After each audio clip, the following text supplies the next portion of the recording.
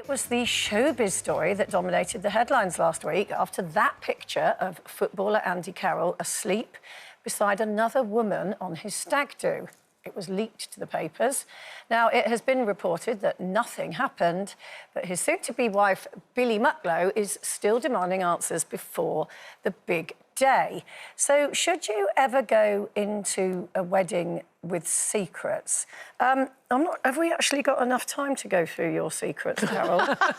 We're off air in half an hour. Do you know what? I really don't have any secrets. I'm a complete... It's all out there. Book. Yeah, and I've got no shame either, so I don't care. So you can try and get something out, get something out of my closet, so to speak. But I couldn't care less. I'll tell anybody everything. And not on the show, obviously, because a lot of it's not really for broadcast. Especially in half-term. Yeah, especially at half-term. Look, I don't know. I mean, nothing would bother me. I don't care. I don't care what Mark's done. I don't care where he's been. I don't care who he's been with. Do you know where he's been and what he's done? I do.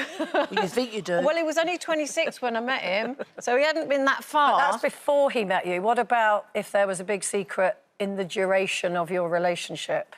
Well, there isn't. I just know there isn't. So there's no, but would you tell him if there was? Well, like what? I mean, no. Well, I don't know. I mean, if I had been unfaithful, which I wouldn't, and I haven't been, I don't know. I can't even talk about that because it's so hypothetical. It's just not going to happen.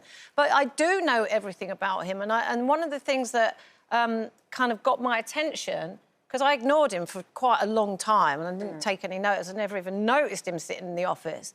One of the things that got my attention was a story that another guy in the office had told me about, which I could not tell you on the telly. Look at that smirk. What made it bigger? Let's just put it this way, it had a naughty element to it, didn't what it? made you tell her? No, it was so naughty that I just thought, oh, he sounds interesting. You're mine. It revealed his character. What about you, Katie? I think we'd be good together. I actually think, you know, all jokes aside, asking to know about someone's history prior to you know, before you were even in a relationship together, it's a bit controlling, and I think it shows an insecurity. Like, you obviously want to know if you measure up to that person or if there are any inadequacies or similarities. So I think what happened pre your relationship is really none of your business. I could understand if there'd been something happening whilst you've been together, like a betrayal.